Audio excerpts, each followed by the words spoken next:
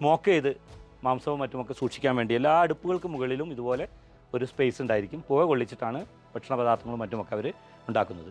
വലിയ മരം കൊണ്ടുള്ള ആർഭാടങ്ങൾ തന്നെ കാണാൻ പറ്റും.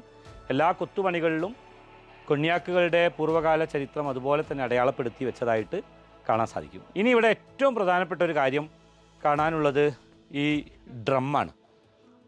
സത്യത്തിൽ ഇത് അവരുടെ ഉത്സവകാലങ്ങളിൽ ഈ ഡ്രമ്മ് കാണാം.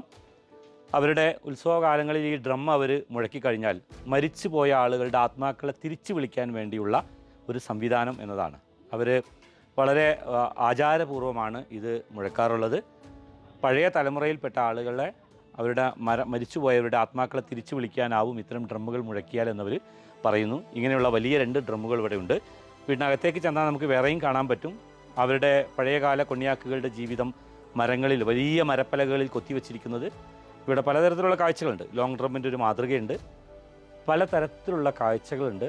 നമ്മൾ നൂറ്റാണ്ടുകൾക്കപ്പുറത്തേക്ക് സഞ്ചരിക്കുന്ന ഒരു ബോധ്യമാണ്, അല്ലെങ്കിൽ ആ ഒരു തോന്നലാണ് ശരിക്കും നമുക്ക് ഇവിടെ എത്തുമ്പോൾ നമ്മളുണ്ടാകുന്നത്. നമുക്ക് ഈ വീടിൻ്റെ